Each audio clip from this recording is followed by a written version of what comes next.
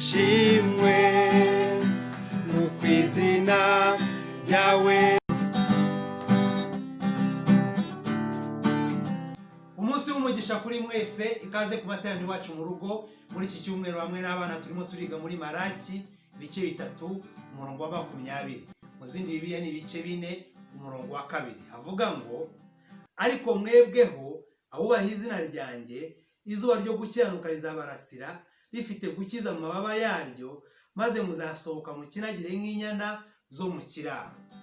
Ikintu tubona muri iri jambo nuko hari izuba ryo gukiza rimurikira ubuzima bw'abantu bubaha Imana. Iyo utangiye urugendo rwo kubaha Imana, hari umuryango ufungura mu bugingo bwawe, mu buzima bwawe, mu mubiri wawe bwo gukira. Kuko hari ugukora k'umwuka wera mu buzima bw'umuntu iyo yubashye Uwiteka. Uyu mwuka w'Imana yaje mu buzima bw'umuntu yoroshya umutima we.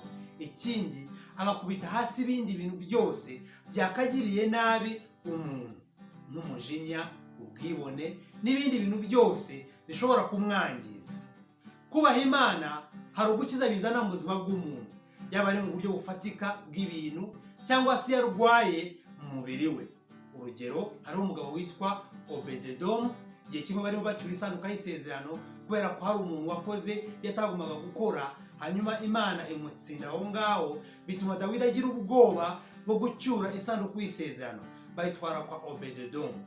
Obededomu amaze kuyakira, ijambo ry'Imana ritwereka ko nyuma y'igihe ngo byatangiye kumenyekana yuko Imana yamuhaye umugisha, ngo ahabwa umugisha mu byo atunze byose, agirirwa neza ku buryo bugaragara, abantu bose barabibona yuko Imana yahaye umugisha Obededomu. Urundi rugero tubona mu ijambo ry'Imana ni umugani w'ababembe 10. Mu ijambo ry'Imana tubona ababembe 10 bahura n'umwami Yesu, baramubwira bati dukize. Umwami Yesu arababwira ati nimujye kwiyereka umutambyi. Mu mategeko ya Mose, iyo umuntu yakiraga ibibembe yagombaga kujya kwiyereka umutambyi. Mu yandi magambo, umwami Yesu yari amaze kubakiza muri ako kanya, nuko nabo bakigenda bakira ibibembe byabo.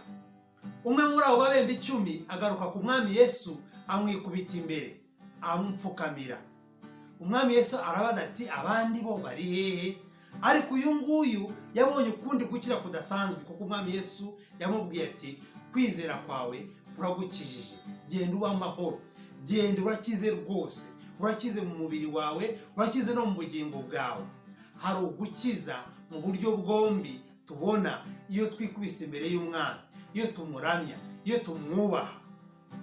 Hari izuba ryo gukiranuka rirasira abantu bubaha Imana, kandi muri ryo harimo gukiza. Uko gukiza kuri mu buryo bwose. Mureke tubasangize uko amateraniro iwacu umunsi wa none yagenze. Imana ibahe umugisha, mukomeze kugubwa neza, mugire ibihe byiza. Amen.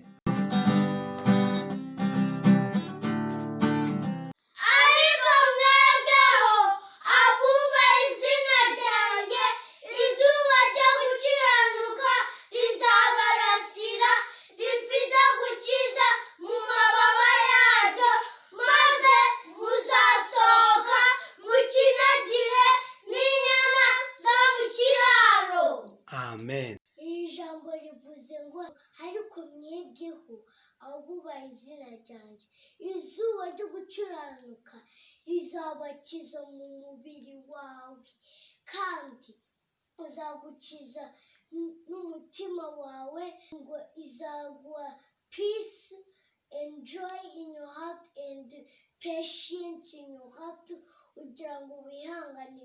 Amen.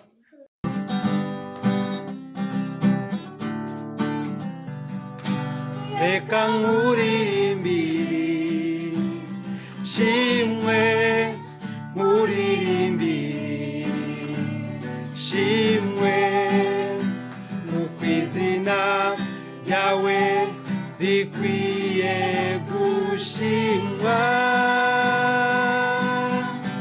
Reka nkuririmbire, shimwe nkuririmbire, shimwe mu kwizina ryawe rikwiye gushimwa.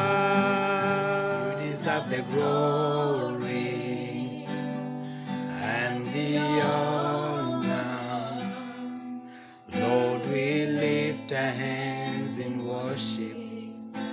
as we bless your holy name.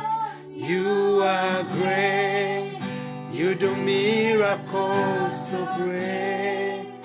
There is no one else like you. There is no one else like you.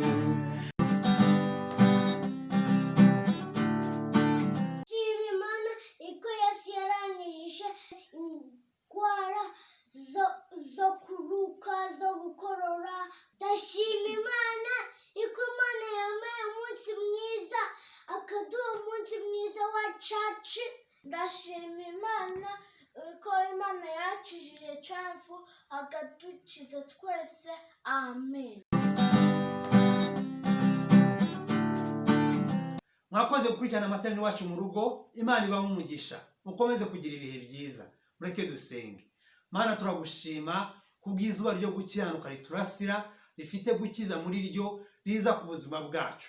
Utwigishe kugira ngo Mwami tugende tugukiranukira, tugende tukubaha, tugende tukunezeza. Twasengera abana bacu kugira ngo bakure bakubaha, bagukunda, bagukiranukira. Twasengera itorero ryose, twasengera igihugu cyacu, twasengera bene data bose ngo tugirire neza muri byose. Umugisha wawe ukomeze kubana natwe. Turagushimye, icyubahiro n'ikuzo no guhimbazwa ni ibyawe none n'ibihe byose mu izina rya Yesu. Amen. Amen. Imana ibahe umugisha, mukomeze kugira ibihe byiza, mugire umunsi mwiza. Murakoze.